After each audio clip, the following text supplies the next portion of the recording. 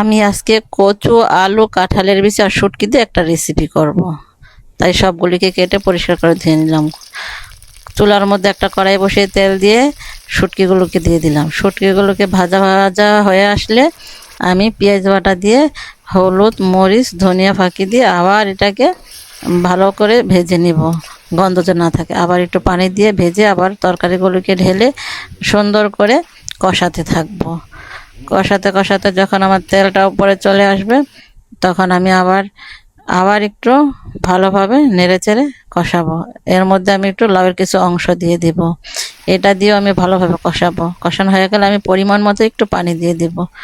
পানি দিয়ে আমি ঢাকনা দিয়ে ঢেকে কিছুক্ষণ রান্না করে নেব।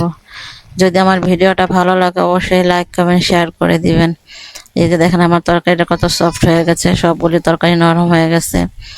যদি আমার ভিডিও ভালো লাগে অবশ্যই সাবস্ক্রাইব করে সঙ্গে থাকবেন। আল্লাহ হাফেজ।